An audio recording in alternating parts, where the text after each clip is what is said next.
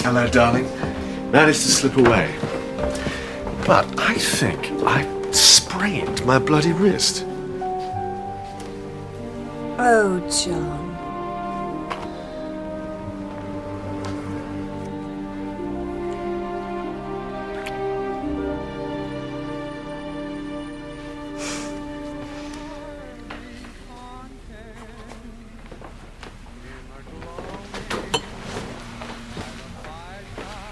How's work? Fine, thanks. I'm doing a big abstract for the international exhibition. How's yours? Might be making some progress with Ridgway's disease. I have a patient at Hammersmith Hospital, a Mrs. Crabtree. She's a drayman's wife, I believe. She's dying of Ridgway's. But she's allowed me to try some new treatments on her. By gum, she's got some spirit. Poor, frightened old thing that she is. And all I get from Gerda is, why are you out so late? Well, sometimes you're with me. But all the time, I'm married to Gerda. It's what you wanted, isn't it? Yes. Will I see you this weekend? Yes, are you going? Yes. Well, that will be lovely. Yes. Henrietta, come here.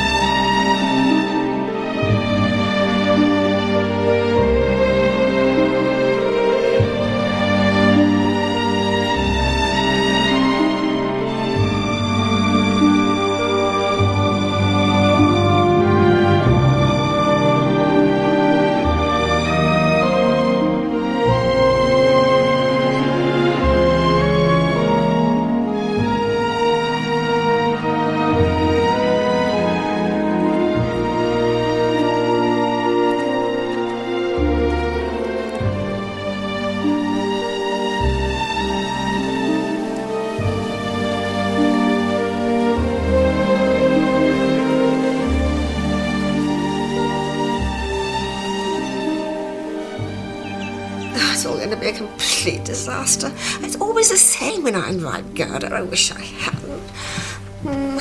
But the worst thing about it is she's so terribly nice. I mean, one has to have her, of course. It would be so terribly rude to invite John without her. But on the other hand, it does seem so odd, doesn't it? That someone as nice as Gerda should be so devoid of any kind of intelligence. I often think if she had any spirit at all, she'd stay away. Henrietta will help, of course. Strange how good Henrietta is with Gerda.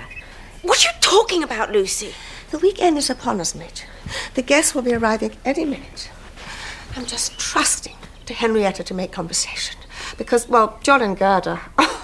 Oh, it's a nightmare. John and Gerda. Lucy, do you know what time it is? I'm sorry, I have absolutely no idea what time it is. It's 6:15. Oh, Midge, I am sorry. Why didn't you tell me? Come.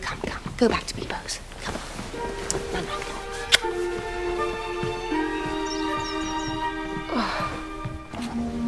There you are, Mrs. First. Thank you very much, Dr. Christer. Goodbye.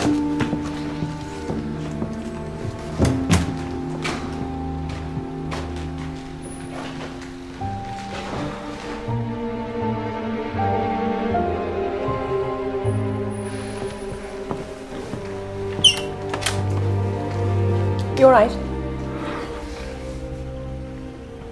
I'm tired. A weekend in the country will make you feel better. Yes. Unfortunately, Gerda's driving.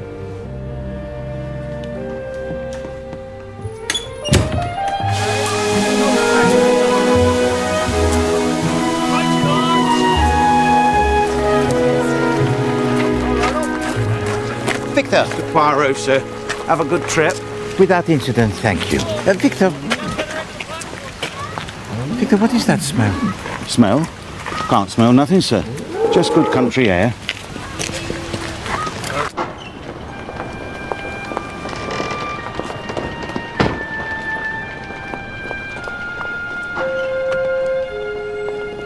Polly, the telephone number's on the pad in the surgery. Call me if there's trouble. There will be no trouble, Doctor. Goodbye, children. Bye, Daddy. Be good.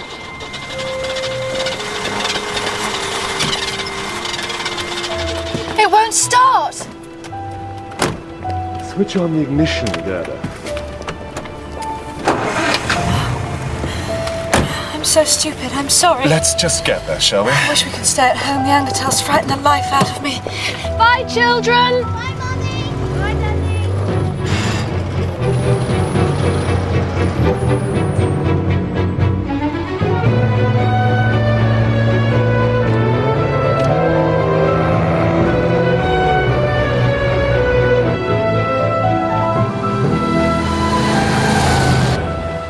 Weather set fair for the weekend. Everything's spick and span at the cottage. The wife's seen to that. I am sure I shall be most comfortable. Be a relief, I expect. Escape the fumes and stink up London.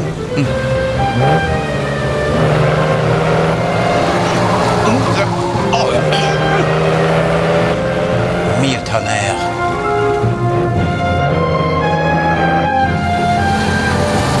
Why must you spend so many hours at the hospital when you have a perfectly good surgery at home? It's research, Gerda. Research, as I've explained before.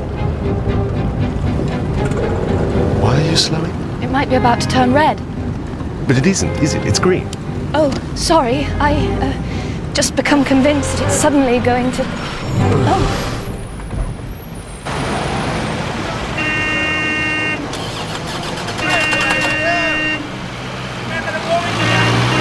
Oh, God, Gerda.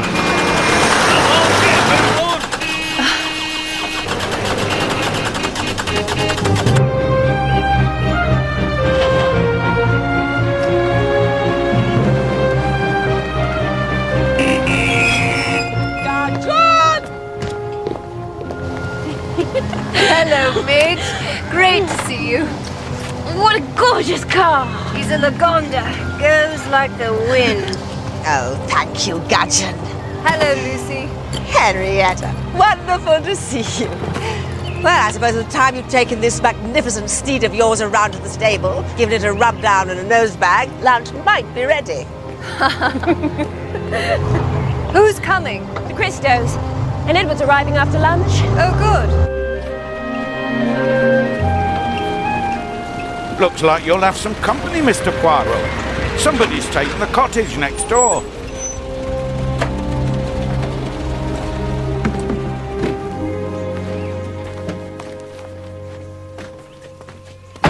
Mr. Poirot. Enchanté, madame. Everything is beautiful as usual. Eh? But tell me, someone has taken up residence in Dovecote. Yes, sir, a lady. An actress, they say.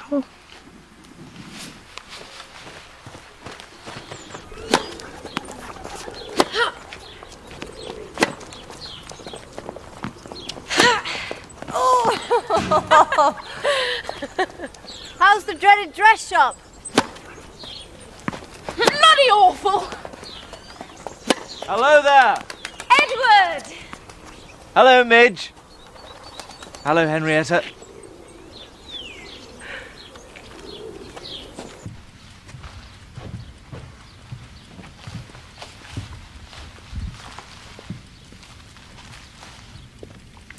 Parfait. But tell me, Madame Sims, what is this, huh? I did not expect any mail to this address. It's from Lady Angatel up at the Hollow. Pour ce soir. How are things at Ainswick, Edward? Is it just as lovely as ever? Why don't you come and see?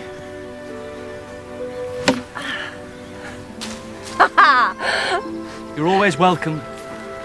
Anytime. Anytime at all. You are sweet. And Ainswick is the best place in the world.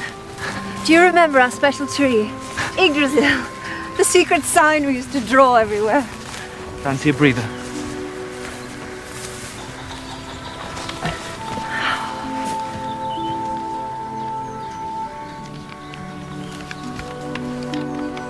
Oh my God! Yggdrasil. Who drew that? You did.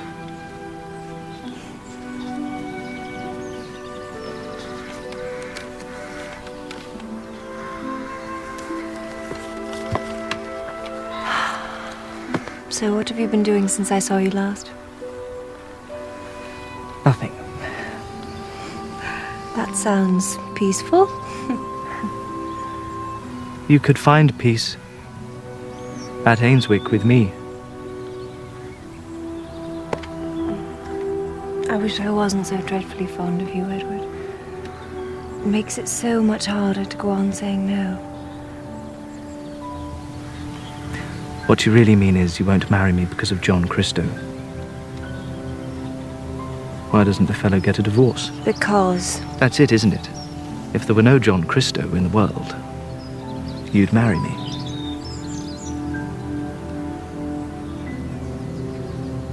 I used to spend my holidays with Edward at Ainswick. It seemed so vast. 14,000 acres is bound to be vast, Midge. Oh, how I miss it. Why didn't you inherit it, Lucy? Midge, you know very well girls don't inherit. It's the way the world wags.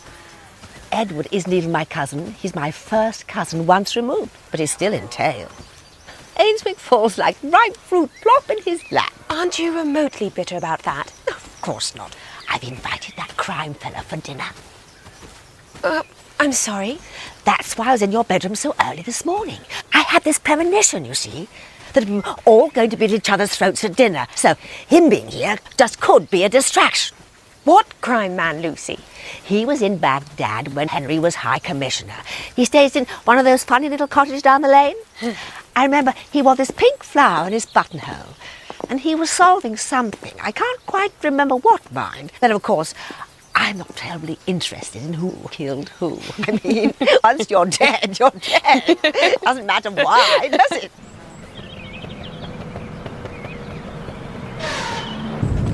I'm no good at anything. I don't know why you ever married me. You needed taking care of. That's why I married you. I try to be a good wife, John. This may not be the best time to tell you. You know I love you, don't you? Yes, of course I'll go, but I really have to warn you. No one else, just you. You'll never make it up Shovel Down in third.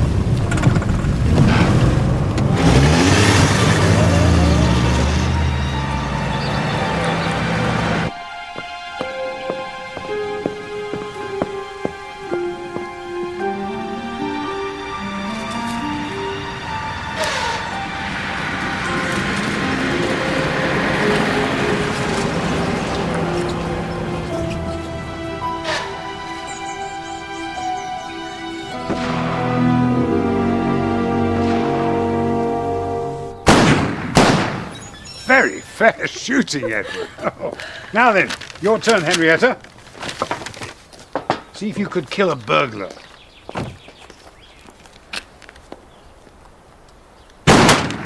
Well done! Now, you only winged him. Hello, everyone. Hello, Henry. Oh, it's the Christo. Hello. So sorry we're late. Not at all, not at all. Just in time for spotted target practice. Nice to see you, John. Now then, Gerda, come along. Try and put one in the bullseye. Oh, darling. Oh, I've never tried. Let me show you how to Hello, load darling. it. Darling. Oh, I think you may have met Midge Hardcastle. And of course you know my second cousin Edward. How do you do, Edward? Hello, John. What's going on? Henry's got the artillery out. Has he indeed? And you're ready for shooting. Right. Yes. Far away. Just keep it steady. Only squeeze the trigger. That's it. I sprained my bloody wrist. Careful. Bad luck. Did I miss? I bet I missed. My turn, is it? Gerda, how lovely to see you. Thank you, Henry.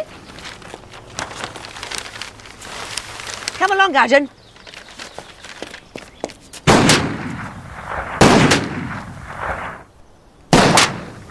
I say, Lucy! That's nothing.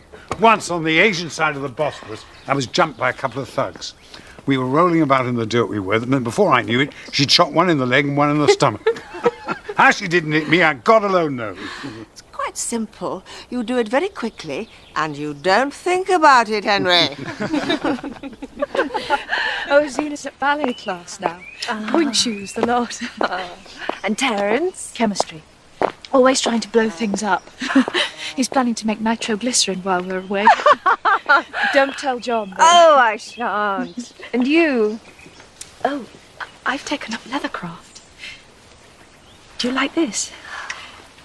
I made it. It's so nice talking to you. But I suppose it'll soon be time for dinner. Gerda, why do you come here if you hate it so much? I want John to be happy. He could come without you? No, he wouldn't like that.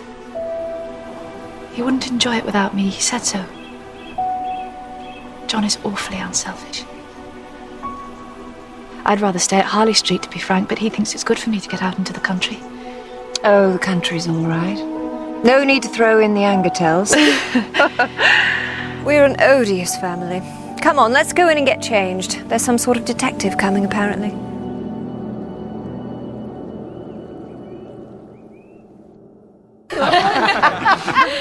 You wouldn't have believed it, but Monsieur Poirot has abilities that one has to say are quite phenomenal. Oh, it's true, absolutely true. Talk of Baghdad, they were. Monsieur Poirot and his little green self. Grey, madame. Oh, pardon me. No, but we're so awfully fortunate to have him as a neighbour. I mean, in case anything went wrong.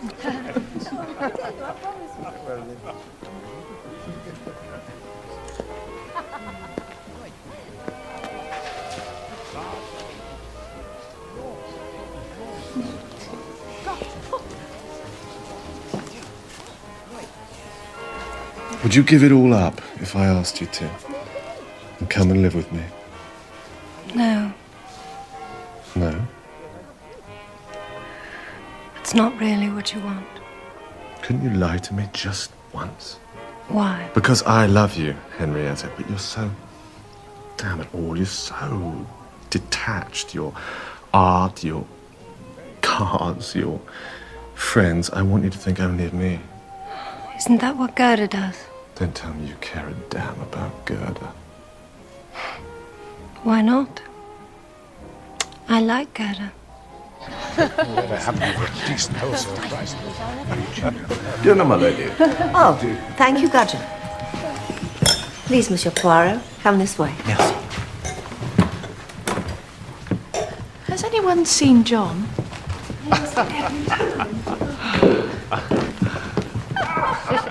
Well, the customers are awful. One has to put up with far more insolence in a dress shop than Gudgeon or Sims or any decent domestic does here. Must be absolute hell, darling.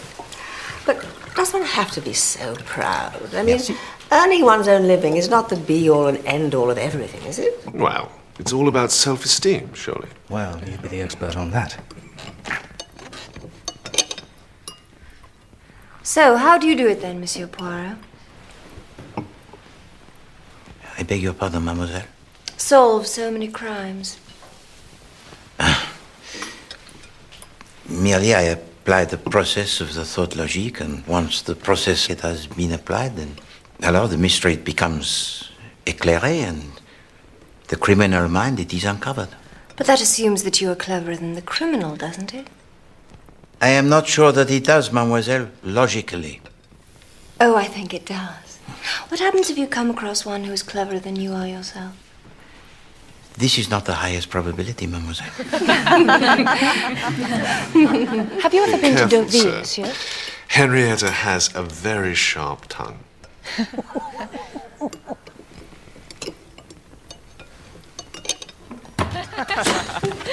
After dinner, we usually play games. Charades, perhaps, or flip the kipper. tonight. I think it would be most appropriate if we were to essay the murder game. Lucy, don't you think Monsieur Poirot would be rather bored? Someone has to pretend to be dead, murdered, and then we all have to find out who did it. It's such fun, and it usually turns out to be Gudgeon. Lady Anguitare, it is a proposition that is most delightful, but I am one who retires early to his bed. Your dinner, it was superb.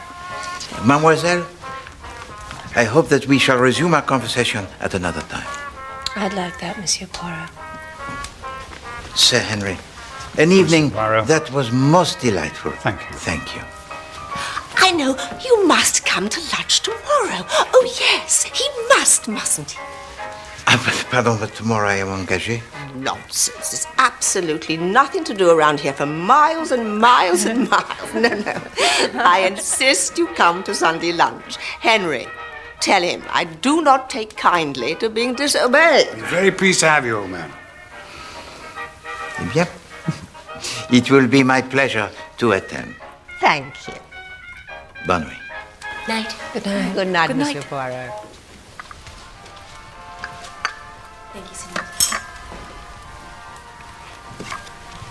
Ace of diamonds. Why on earth did you leave that diamond, Gerda? Oh. Was it wrong? Don't be absurd. She had to leave the diamond, only sane thing to do.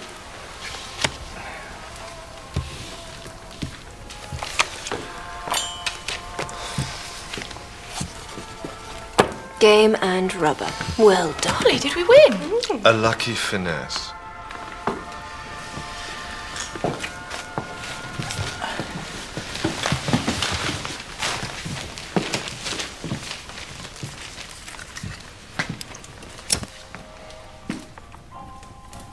You cheated. Was it obvious? So that Gerda would win. Honesty means nothing to you, does it? Good evening. Oh, who the devil are you?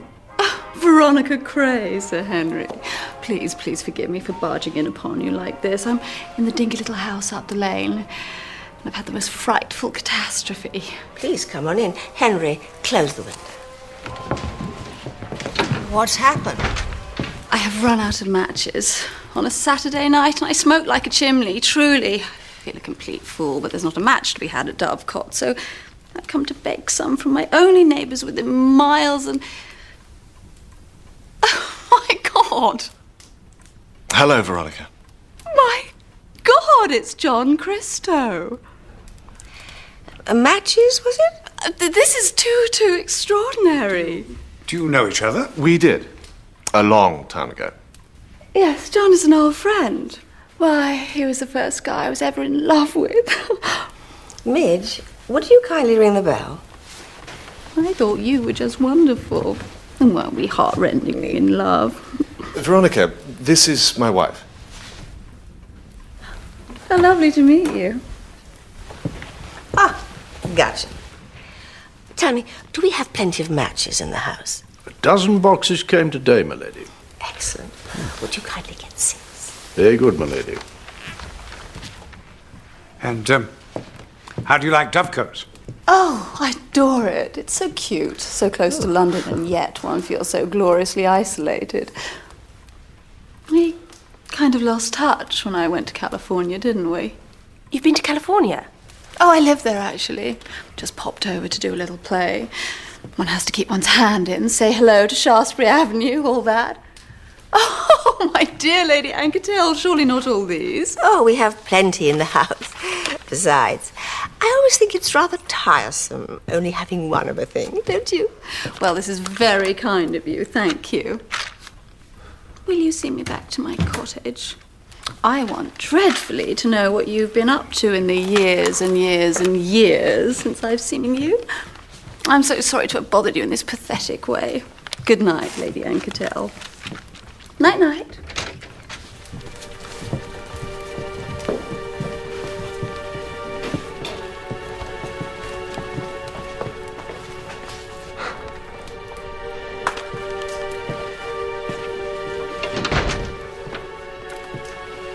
That was Veronica Cray. Yes, indeed. We must catch one of her pictures, Henry. If that little performance is anything to go by, why, we will certainly get our money's worth. It is. You are just incredible. No, it's not true. It's true.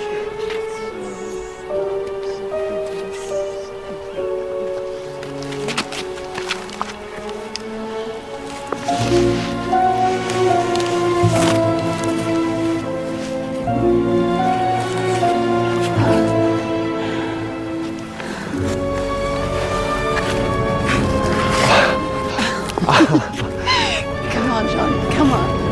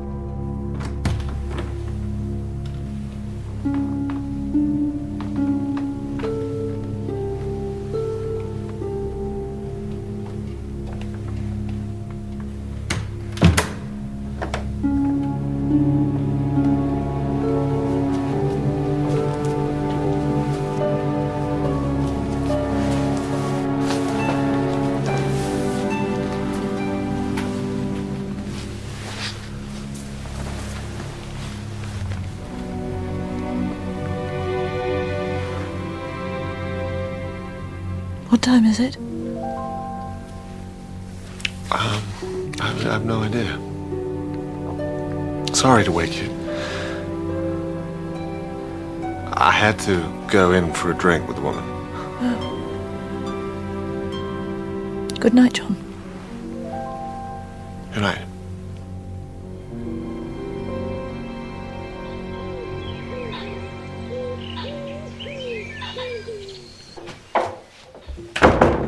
Morning.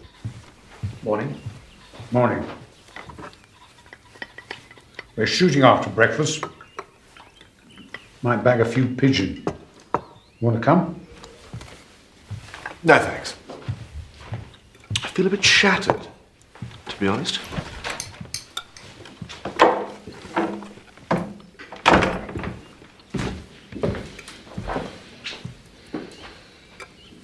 For me? It came this morning, sir.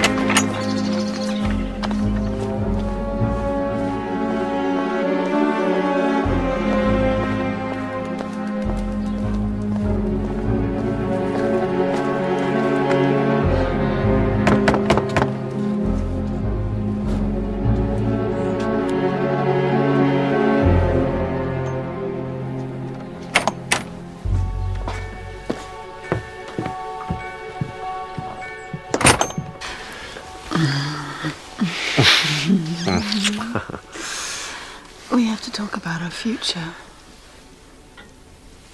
I'm sorry? Our future, John. We've wasted 12 years. I'm not going back to the States. I'm going to make my life here with you. You've got this taped out all wrong. We had quite a time together last night, but Veronica, you know, our lives are completely divergent. I mean, when we split up 12 years ago, well, that was just it. We split up. Split up? You ditched me. I was your fiancée and you ditched me. I couldn't go with you to Hollywood. I had to finish med school. Of course, so you could be a doctor. Well, you can go on being a doctor. I won't mind. My dear girl, I'm married. I have children. You know, I'm married myself at the moment. There's nothing that a good divorce lawyer can't fix. Oh, John, I always did want to be your wife. You see, I have this passion. This overpowering passion. We have to be together. No, that is not going to happen. Last night. Last night? Look, you're not a child. Last night was a one-off. Are you saying you don't love me? You are a very, very alluring woman, Veronica, but I don't love you. No. I came all this way to find you, waiting in this ghastly hovel for the weekend you'd appear. You see, I knew that if we could be just once more together, just once more... You planned it? Well, you belong to me, John. You're mine. When I was a young man, I wanted you to share my life, and you wouldn't do it. Well, because my career was so much more important than yours. I mean, anyone can be a doctor. You're a nasty piece of work. You leave me again, and I really will make you sorry. So be it. Goodbye. I hate you more than I thought I could hate anyone!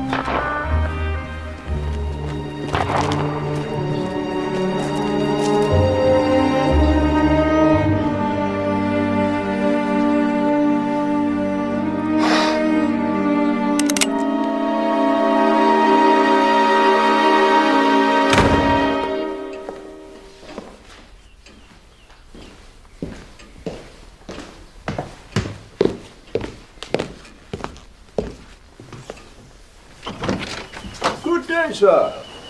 Lady Anne Cattell would like you to come to the pavilion, sir, for a glass of sherry. Out of doors? Would you care to follow me, sir?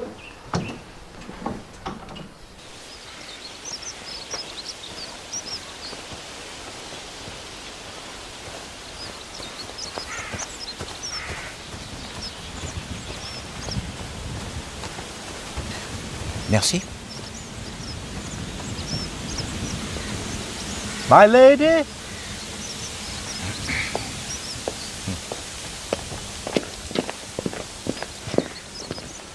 I see that you are playing the murder game.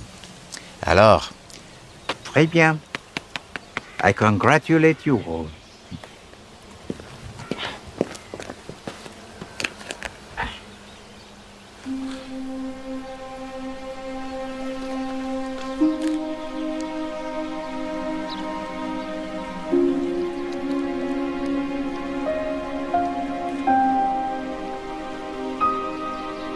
Henrietta.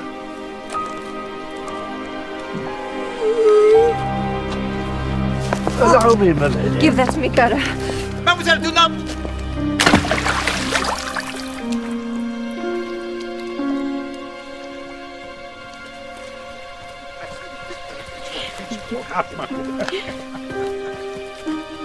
Poirot?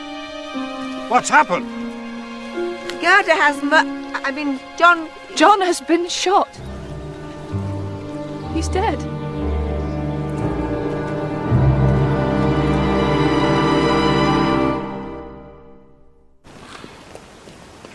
Isn't really my line, murder. No, but the procedure, it has been followed quite correctly.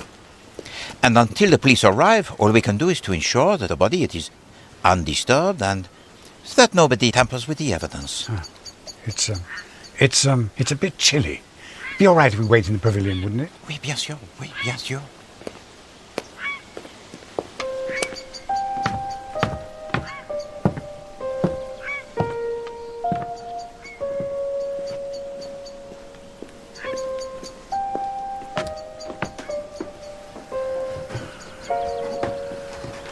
I can offer you a sherry. Oh, no, merci. I think it best not to touch. I suppose we can smoke. Oui. Oh, no, merci. Very able fellow, Christo. Very able.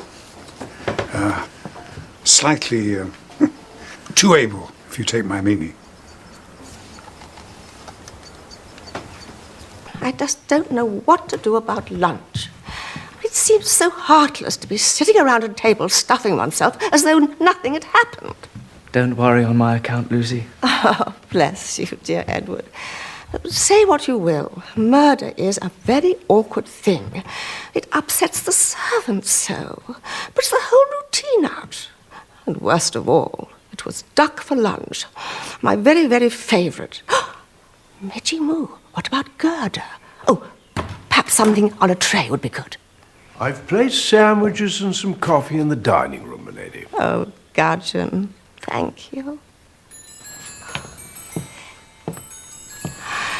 Gudgeon really is a jewel, you know. Proper, substantial sandwiches are just as good as lunch, and there's nothing remotely heartless about them, if you know what I mean. Oh, Lucy, don't. It's all so awful. Oh, Midge. Don't cry, little Midge.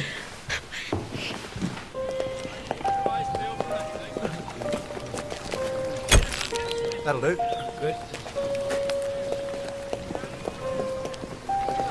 Monsieur Poirot, this is Inspector Grange.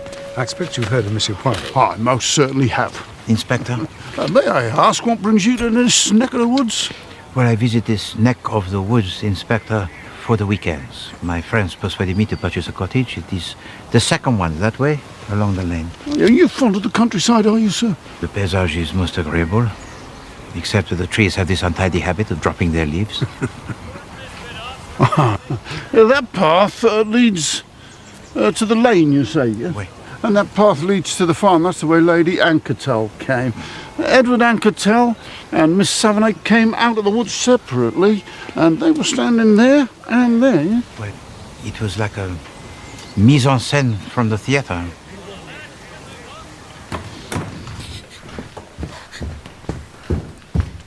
I've given Gerda some brandy. Oh, how thoughtful of you, Henrietta. Yes, Yes, I always remember we were given brandy for shock when I was a little girl at Ainswick. Though, of course, I suppose it's not exactly shock with Gerda, is it? I mean, personally, I don't know how one would feel if one had just murdered one's husband, but it wouldn't exactly be shock, would it? I mean, that means there would be no element of surprise. Why are you so sure that Gerda killed John? It seems self-evident. Why? What else do you suggest? Isn't it possible that Gerda came along to the pool, found John lying there, and had just picked up the revolver when we came on the scene?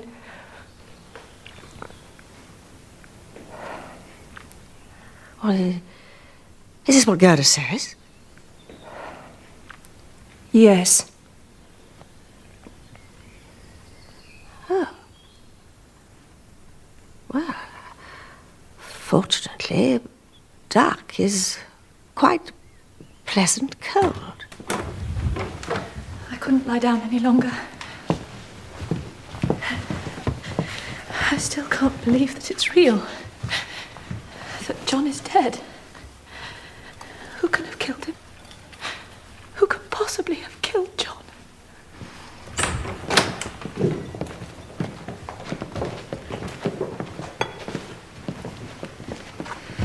This is my wife, Inspector Grange. Lady Anketel, I was hoping to have a word with Mrs. Christo. Well, there she is. Mrs. Christo, Yes, I'm Gerda Christo. I should just like to ask you a few... He was a wonderful doctor. So kind, so unselfish. The best of husbands. Who could have wanted to kill him? What exactly happened, Mrs. Christo? It was all so sudden. I went out from the house and along the path to the swimming pool. What time was this? About 2 minutes to 1, I noticed the clock. And when I got there, there was John lying there. And blood. Did you hear a shot? Yes. No. Oh, I don't know. Sir Henry and Edward were out shooting. I just saw John and blood and a revolver, and I picked up the revolver. Why? I beg your pardon? Why did you pick it up? I don't know. Shouldn't I have?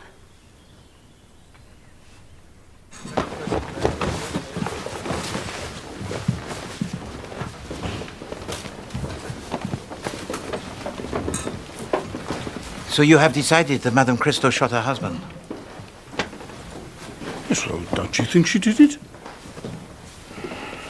It could have happened as she said. Yes, could have, but it's a very thin story. Well, they all think she did it. And you thought she'd done it, didn't you? When you first arrived on the scene. I am not sure what I thought. Something was not exactement as it should have been.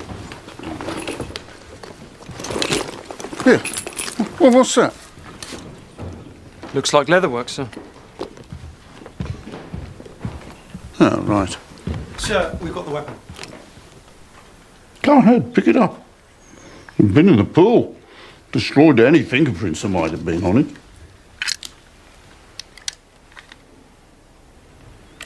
Yes, it comes from my collection. It's my hobby, Inspector.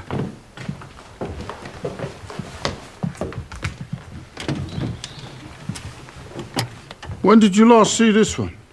Yesterday afternoon. We were doing some target practice. And who actually fired the gun on that occasion? I think we all had at least one shot with it. Including Gerda Christo? Including Gerda Christo. And after the shooting, it was over? I put the firearm back in its usual place.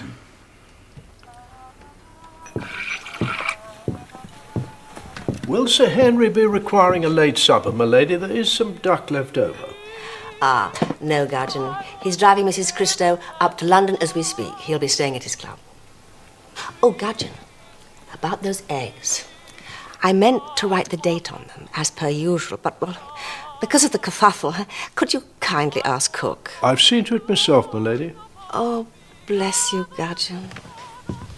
Do you think Gerda will be all right? Yes. She'll probably send for some old school friend of hers. She's probably got 3 or 4. I can just see them, strapping hockey-playing types from Tunbridge Wells. What extraordinary things you do say, Lucy. Very well. Eastbourne and lacrosse, if you insist. I wonder if there are any left. School friends? No, policemen. Don't they normally leave one hovering in the hall? Or outside, peeking behind a bush, watching the door, in case another murder is committed in the night? Oh, Lucy, don't. Oh, I'm so sorry. How stupid of me. Of course, Gerda's on her way back to London. Oh, dear. I didn't mean... Tomorrow, I think it's best if you telephone the shop, Just tell them about the inquest. Just say you're staying on here for a few days.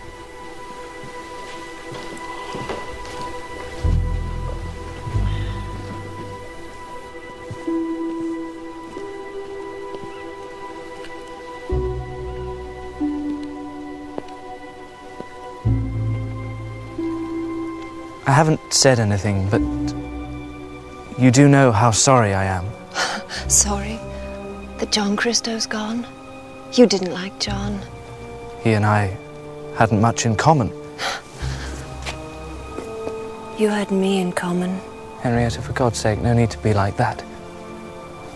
What did you think I'd be like? Did you think I'd sit and cry into a pocket handkerchief while you held my hand?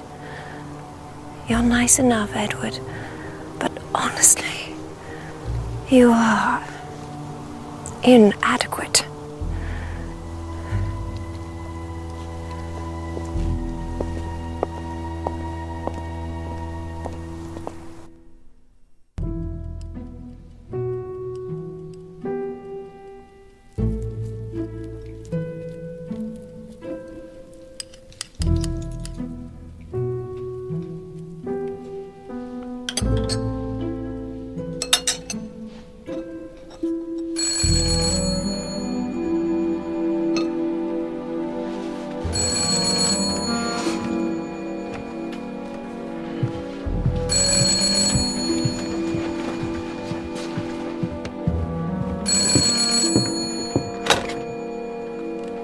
Hello?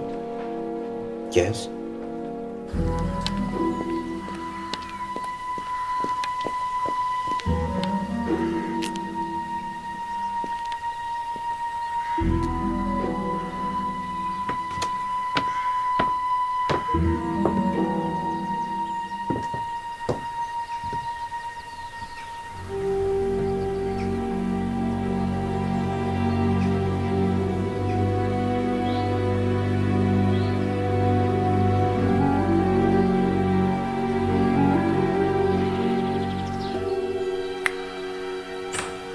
Monsieur Poirot, we could use your brains.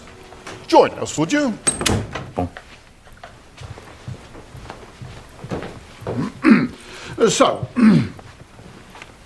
which of the ladies did this rap belong to? I take it, sir, you were referring to the Cape of Arctic fox.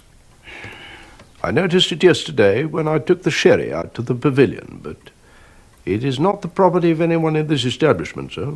Well, whose is it, then? It might possibly belong to Miss Cray, the motion picture actress. She paid a visit after dinner the night before last for the purpose of borrowing some matches, sir. Did she take away 6 boxes? That is correct, sir. Servants, they're the devil, aren't they? Still, Sir Henry identified the gun, which means that all Mrs. Christo had to do was to get it from the study, don't you agree? And her motive? What is that? Motive? Jealousy, I'd say. La jalousie? Peut-être. Well, you know, these fancy doctors. He'd probably give him one of his rich lady patients a good seeing to. And Lady Anquetil mentioned some trouble with a nurse, but she was a bit vague. Yes, she would be vague. I'm taking the train up to London. Drop into Harley Street. You care to join me?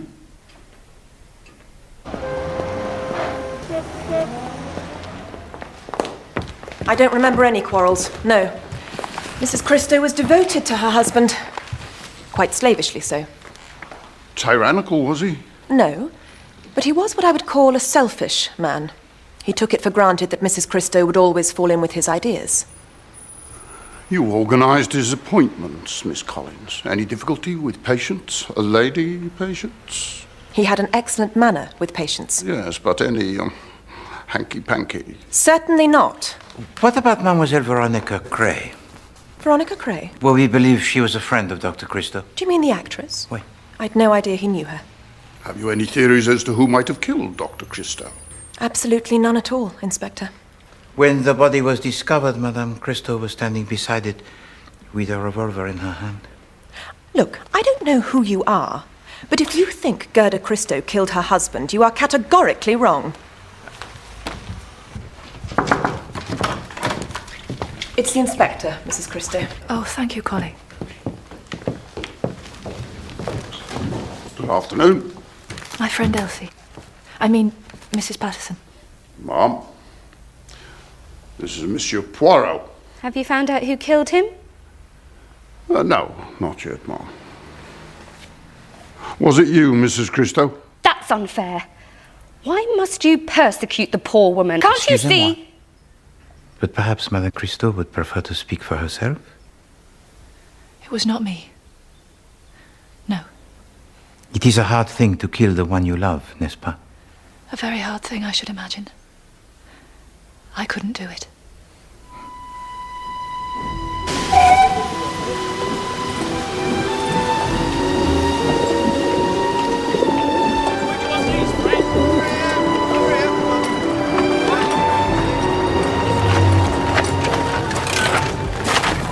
Ballistics report, sir. Thought you'd want it right away. Have a look at that, Poirot.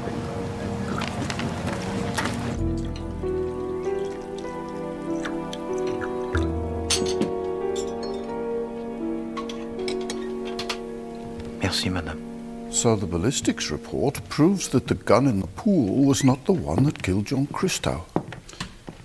Now, I've spoken to Sir Henry. He says that there is a gun missing from his collection, a .38 Smith & Wesson, brown holster. I think this whole thing could be a frame-up set to implicate Gerda Christo. But if that was so, why not leave the right revolver lying by the body? But she might not have picked it up. And it is possible, Inspector, that the murderer might be someone who wanted to kill Dr. Christo, but did not want to implicate Gerda Christo.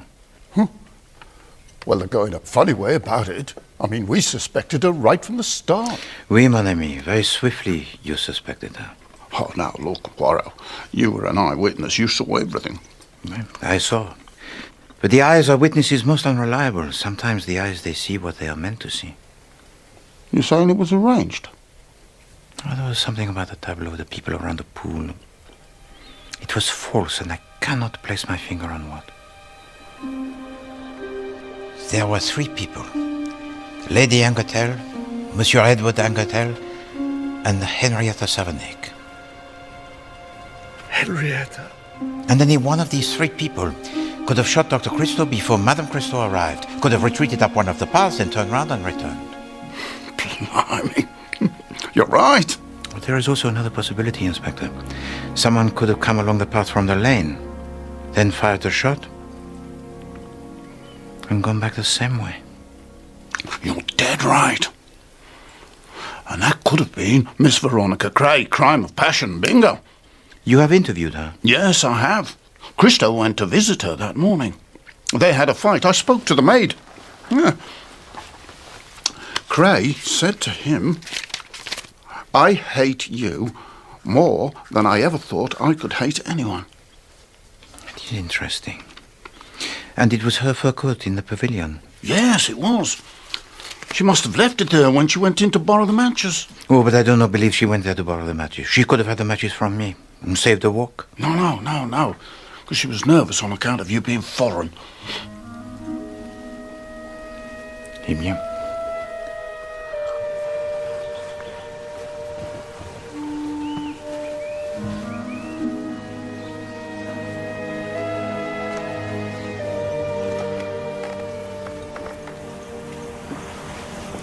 Santé. Oh, santé.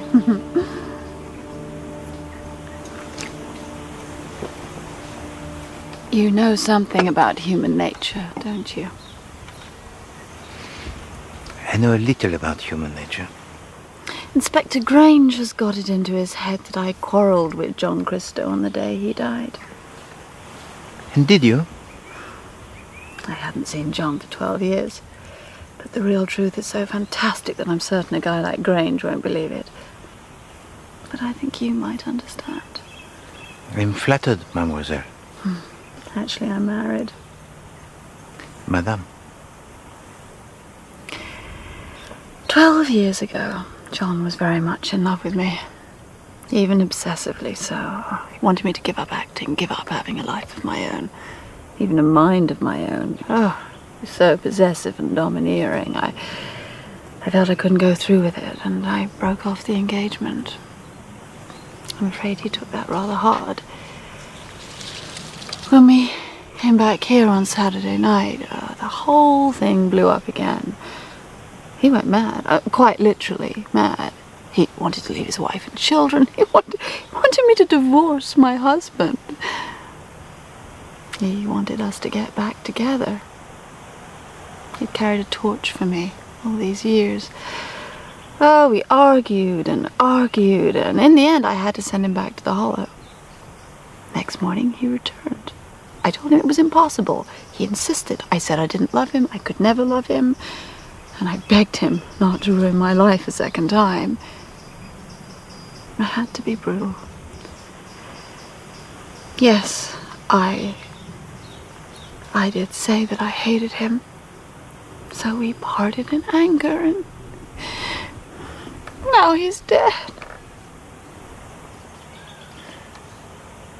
It is a tragedy. Oh, undoubtedly. Do you think I should say any of this at the inquest? I mean, his wife. I cannot see that it has any bearing on the inquest. It is private. And perhaps it should remain so.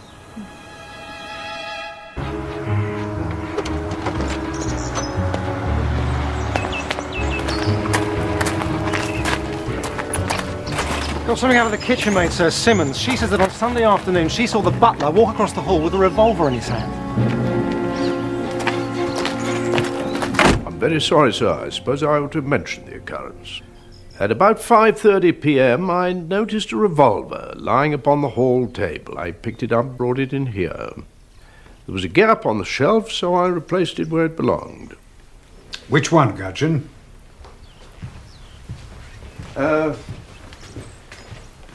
This one, sir. But that is not a revolver, that is an automatic pistol. I'm very sorry, sir. I'm afraid I'm not fully cognizant with firearms. Sir Henry, I'll have to have it checked for fingerprints. Oh, I doubt there will be any fingerprints, sir. Why not? Because I polished it with my handkerchief before replacing it, sir. Why the devil did you do that? I fancied it might be dusty, sir.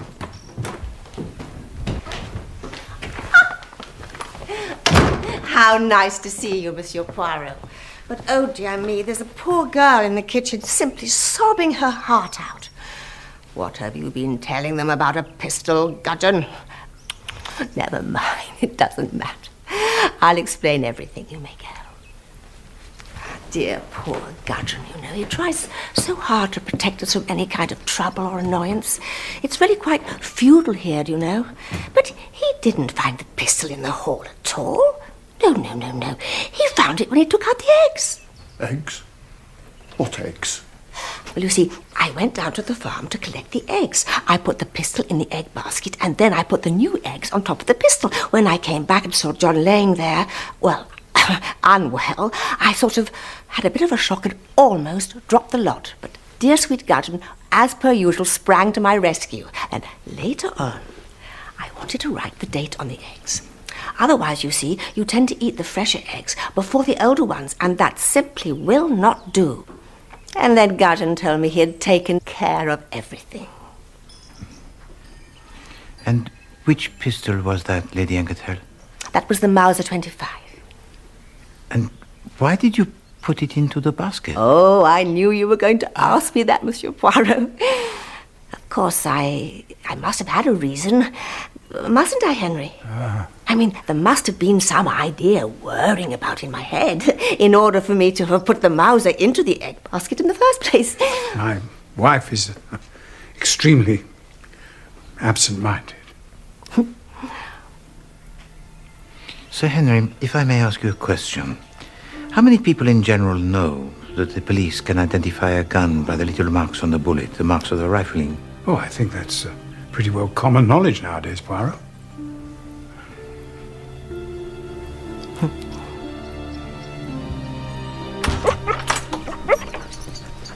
I was just taking the dog for a walk. I love peeking in people's houses. Do you mind if I take a look? But certainly, mademoiselle, enter if you please. I would be most grateful, however, if the dog might be kept outside.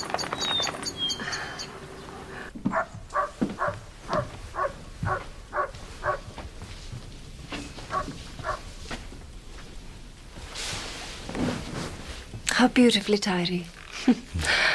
You'd hate my studio. There's clay all over the place, and glaze and paint pots. Oh, but I understand. You're an artiste. Aren't you an artist too, Monsieur Poirot? On the whole, I would say no. Oh, I have known crimes that were artistic, supreme exercises of the imagination, but the solving of them, no. No, the creative power is not what is needed. What is required is a passion for the truth. And once you have the truth, once you have knowledge, is that enough? Or do you have to go a step further and translate knowledge into action?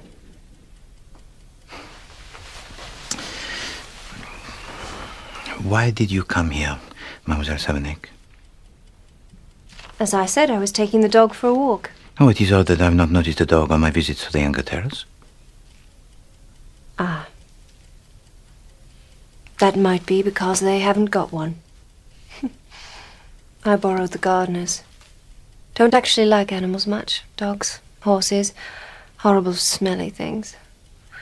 I am not, Monsieur Poirot, terribly truthful.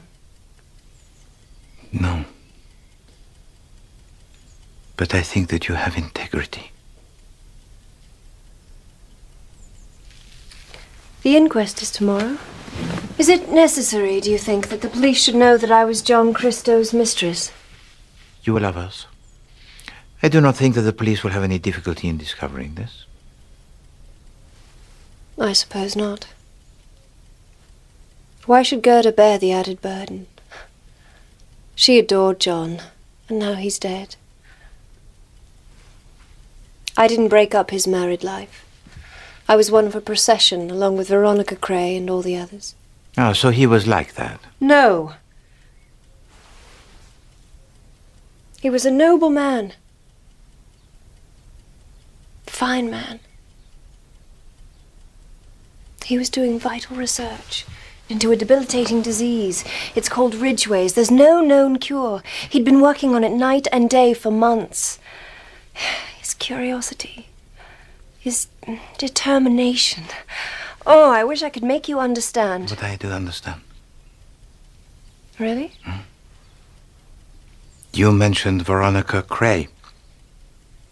She also was a friend of Dr. Christo. They were engaged to be married 12 years ago. Were they? Look, I'll make it simple. Veronica was and is a bitch of the first water. She wanted John to give up medicine and go and live with her in California. So he broke off the engagement and subsequently married Gerda.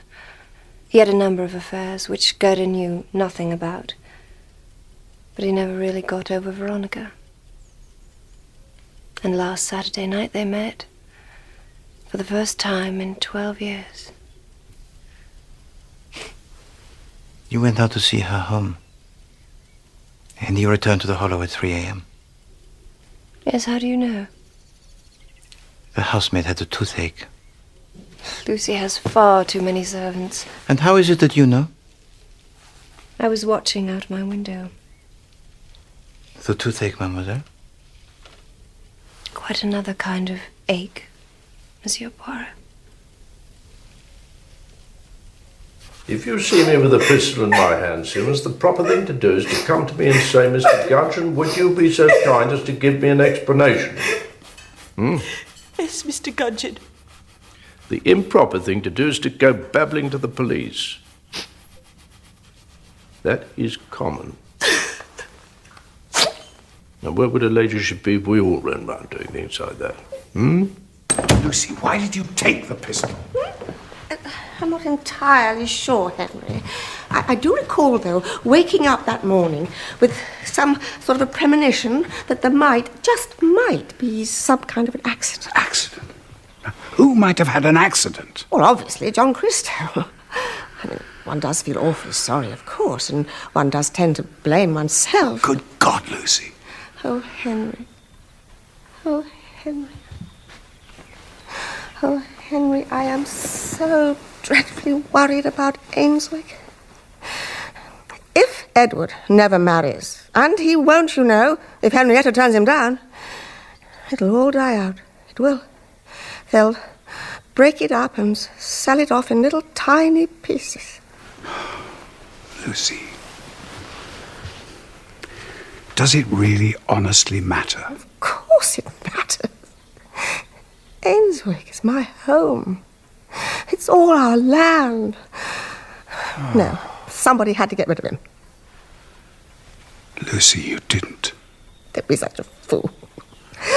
Do you really believe for a moment that I would have shot him?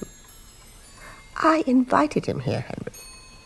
One doesn't ask guests down for the weekend and then start bumping them off. Did your aunt like John Christo? Lucy. Lucy's a cousin, not an aunt. Yes, she liked him very much. And your also cousin, Monsieur Edward Anquetel, did he like Dr. Christo? Not particularly. And do they like Madame Christo? It's not a matter of liking her. She's family. Is she? We're not all rich, you know. Gerda's from a branch of rather humble Anquetels. She's tolerated, I think it's fair to say, because she's one of us. And your understanding of tolerance, that would be to sleep with her husband?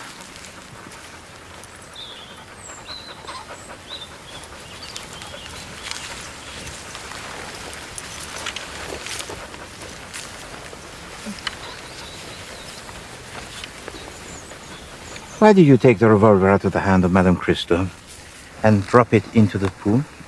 Gerda's very clumsy. She might have fired it and hurt someone. But you are not clumsy, are you? Yet you dropped it? If there were fingerprints on that revolver, that is to say, fingerprints made on it before Madame Christo handled it, it would have been interesting to know whose they were. Meaning that you think they were mine. You're suggesting that I shot John and then left the revolver beside him so that Gerda could come along and pick it up. But if I'd done that, give me credit for enough intelligence to have wiped my own prints off first. But Mademoiselle, you have enough intelligence to know that if there were no fingerprints on the revolver other than those of Madame Christo, it would have been très remarquable because you were all shooting with the revolver the day before. And there is something else that we have just discovered. We now know that the revolver that was dropped into the pool was not the revolver that killed John Christo. He was shot with a quite different gun. And you think that I shot him? When he was dying, Jean Christo said, Henrietta. I told you we were lovers. Ah, yes, of course, he was your lover. So as he is dying, he says, Henrietta. Very touching. I don't think there is any need to sneer. I'm not sneering, but I do not like being lied to. I've admitted that I'm not very truthful. But I don't kill people, Monsieur Poirot.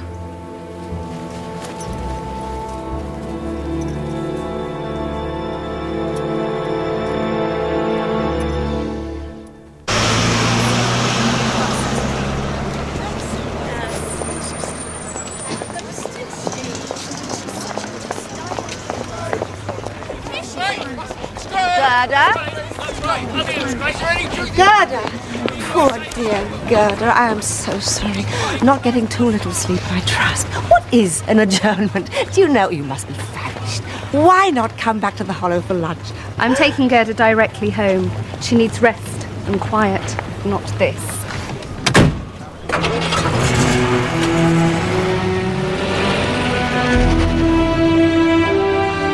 they see in Christo. That wretched woman looks completely heartbroken. Poor devil. Are you all packed?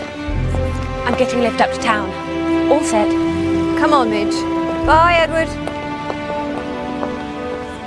Bye. Edward!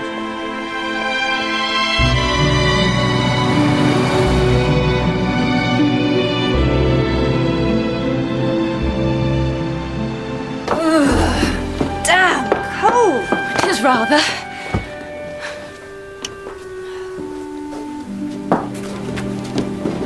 What's this one? It looks a bit like Gerda. Cowed and hunched. She modelled for me. Don't you dare tell her that's what I ended up with. I call it the worshipper. Well, who's she worshipping? John.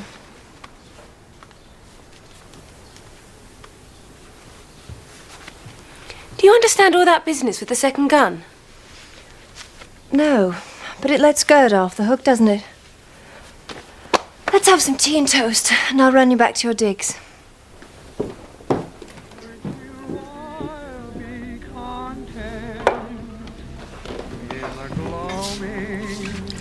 By the fireside, every hour will be well spent. We'll see our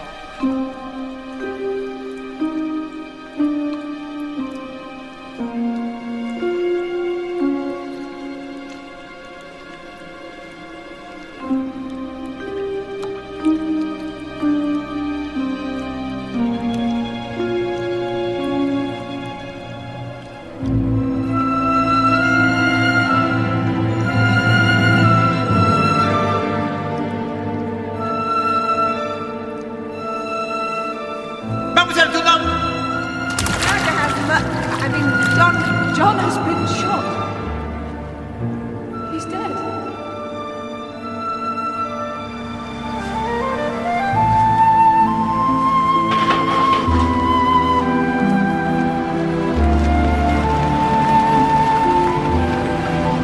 Edward, Ridge, how wonderful to see you both. My. You rescued me from Madame Alfresh. It was frightfully romantic. I was whisked out of the shop and taken to lunch at the Connaught. And do you know what? I never went back. I'm a dull dog, I know. I'm not much good at anything. I just read books, potter about. Midge has agreed to come to Ainswick and be my wife. And nothing could make me happier. Off-white satin, I think, don't you? And ivory prayer book, yes. What about bridesmaids? I don't want to fuss. Just a quiet wedding. Quite agree with you. They never match, do they? I mean to say, there's always one rather plain one who seems to ruin the whole thing. Absolutely dozens of them out there poking about in the woods, making many havoc with all the pheasants. Why are they still here? They're searching for the missing revolver, Midge.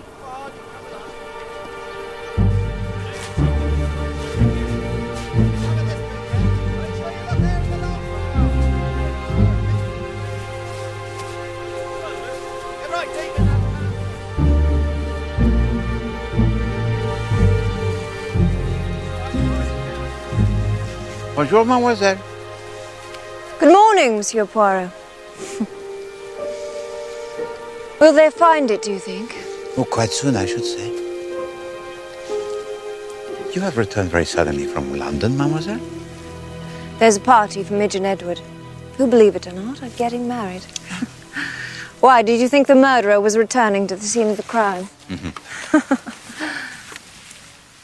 You know, it seemed to me from the very beginning that either this crime was very simple, so simple that it was very difficult to believe in its simplicity, or else it was very complex. And that is to say that we are contending against a mind that is capable of inventions that are intricate and ingenious. So that every time we seem to be heading towards the truth, we are actually being led away from it. A mind that is subtle and, yes, very ingenious, which is plotting against us the whole time and succeeding. What has that to do with me? It is a creative mind, mademoiselle. And this is a strange tree.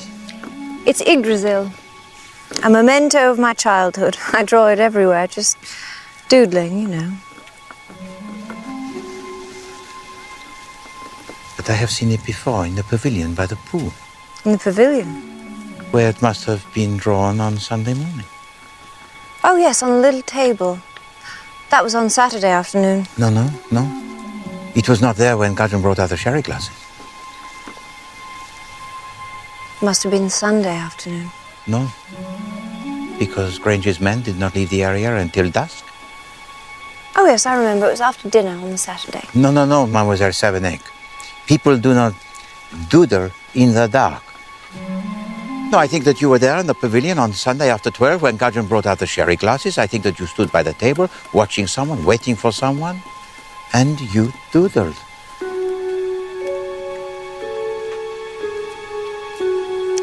I didn't go down to the pool until 1 o'clock, just after John Christo had been shot. But Yggdrasil testifies against you. You were there and you shot Dr. Christo, or you were there and you saw who did. This is outrageous. Do you think you are cleverer than I?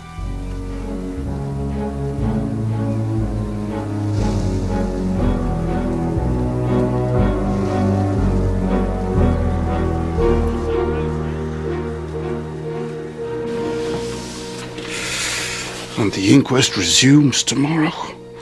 And all I've got is vague suspicions leading nowhere. Nowhere instead of somewhere, that is it. Do you know, half the time I think those Anketels know all about it. Oh, they do know all about it. Henrietta Savenec? Oh, nothing from her either. She went straight back to Chelsea. I've been through her studio with a fine-tooth comb, but there's no gun, just a lot of arty-farty stuff. Sculptures, funny-looking horses, bits of wood, metal. Horses, did you say?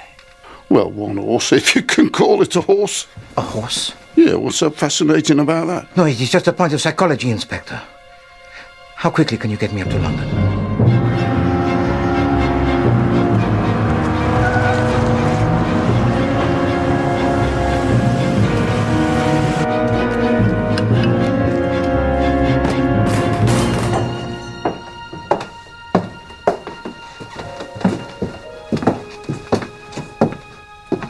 What are you looking for, sir?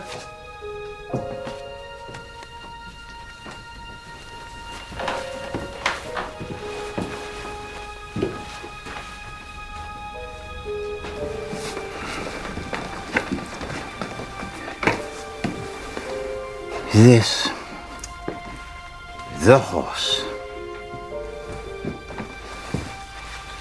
Merci. It's quite good, actually.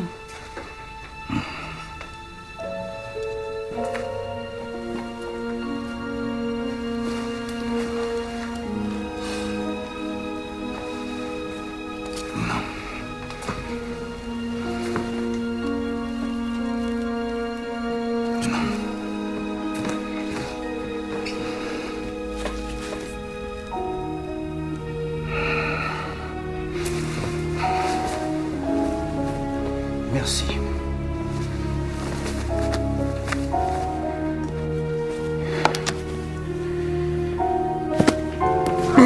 Mr. Poirot?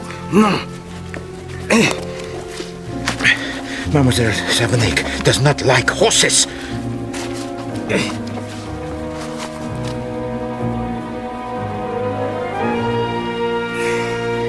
Voila. I think that this will prove to be the murder weapon. So Miss Savenec did it? No. Looks a bit bloody likely.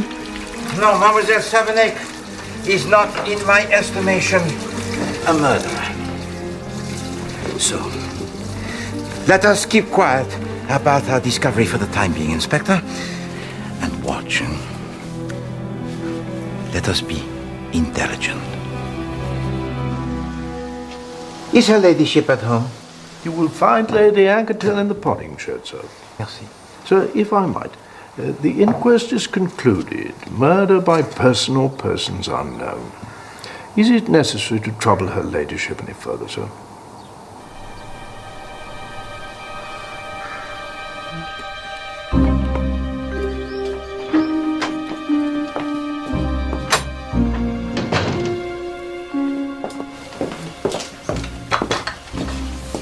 Lady Angadel. Ah, Monsieur Poirot, tell me, what are your views on compost? I've come to offer you apologies for all the inconvenience you have suffered. It's high time to put a full stop to the whole thing. You do understand me, don't you? I'm not sure that I do, Lady Angadel. Oh, come, Poirot. You understand perfectly. Since Inspector Grange has failed to find the murder weapon, why, he'll have to let the whole thing drop. You, I dare say, won't. No, I shall not let it drop. What if you were told the truth? Would you like to tell me the truth? Oh, Monsieur Poirot, I would love to tell you the truth. Then, of course, we could all agree that, well, John Christo is over and done with. Could we, madame? You really are very foreign, aren't you? Are you quite sure you have not forgotten something, Lady Angadel?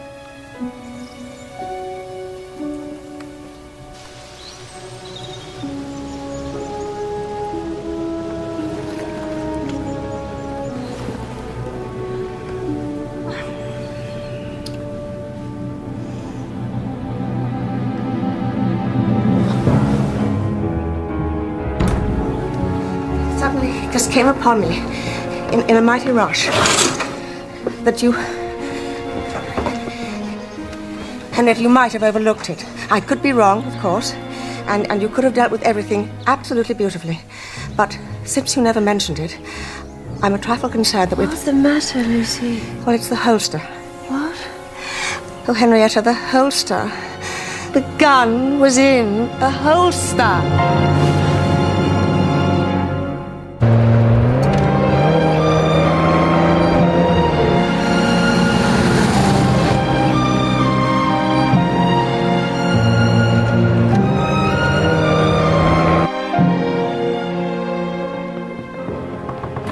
Yes, Colin? It's Miss Saturday, madam.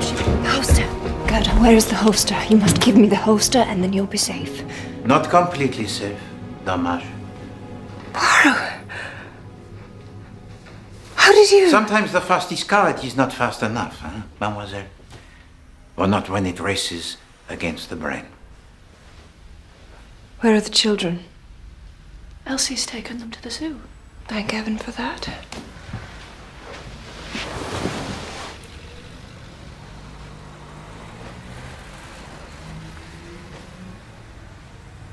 I know that you killed your husband, madame. Yes. I did. Why did you do it, Gerda? Why did you kill John? Because it was all a lie. Everything. I thought he was the noblest man in the world. But I saw his face when he followed that woman that evening.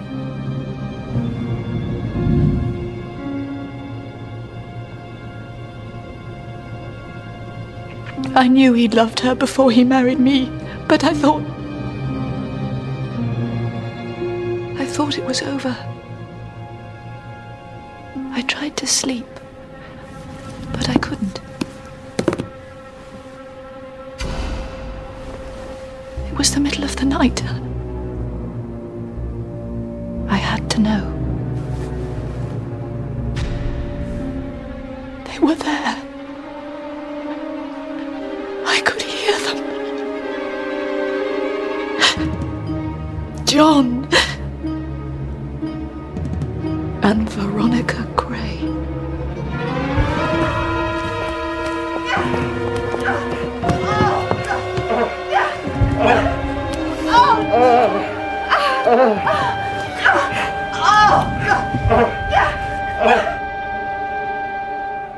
I believed in him as though he were God. I worshipped him.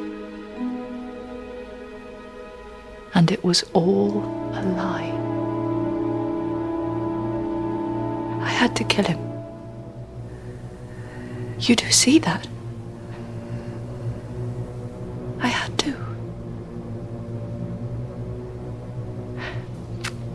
I'm not quite so stupid as everyone thinks.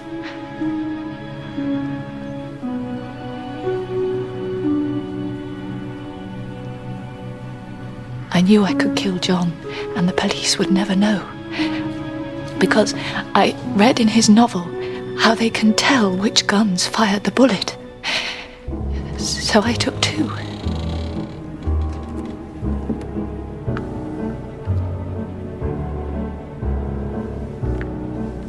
Sir Henry had shown me how to load and fire the day before. It was easy. You shut the cylinder back into the frame, and you're ready for shooting.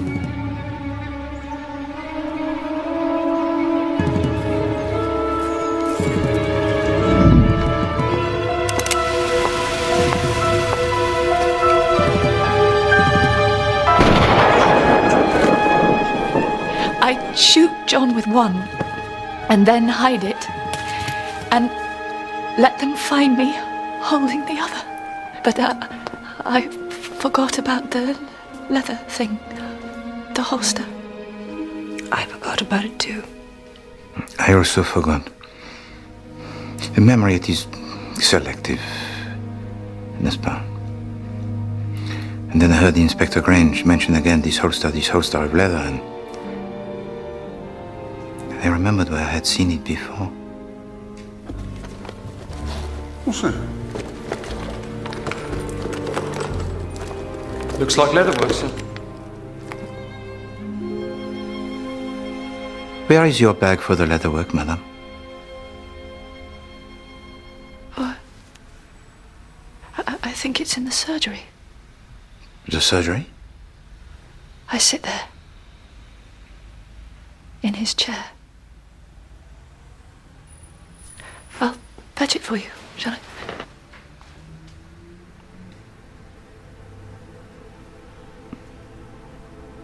S'il vous plaît.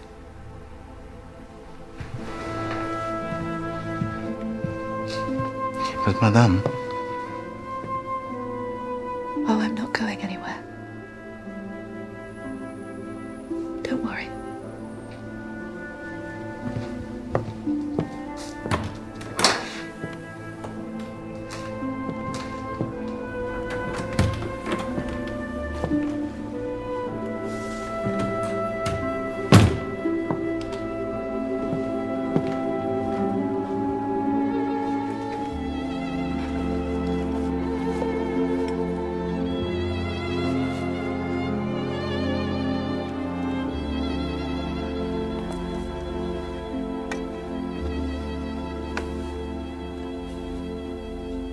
When you return to your studio, I'm afraid you will discover that one of your sculptures, it has been destroyed.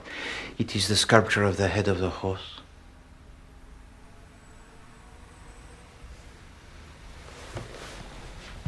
It may have worked, mademoiselle, had you not told me how much you detested the creatures. I know that you were helped by your family once they knew what you wanted done. Henrietta.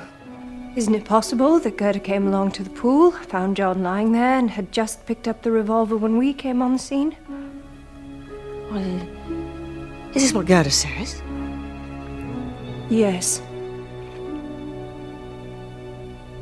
But why did you want it done, mademoiselle? Because John asked me to. That's what he meant when he said Henrietta. He was asking me to protect Gerda, and he knew that I'd do anything he wanted because I loved him. Ah. Why?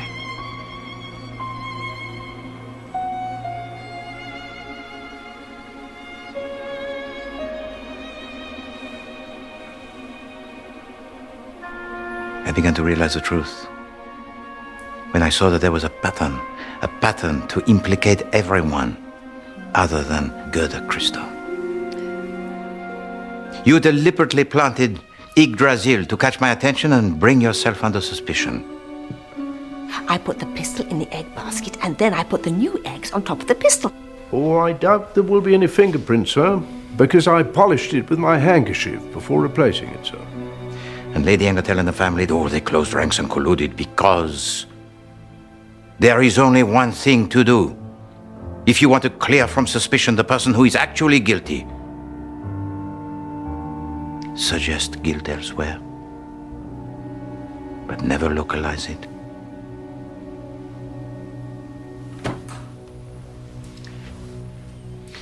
Vite. Oh my God! Gerda! Gerda! Gerda! Help her, for God's sake! It is too late.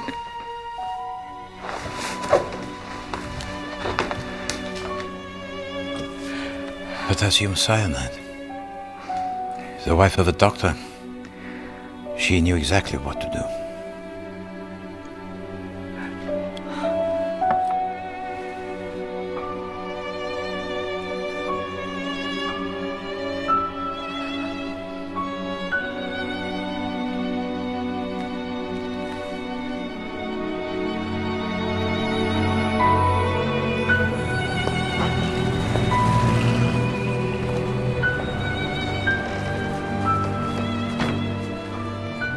What happens to me now?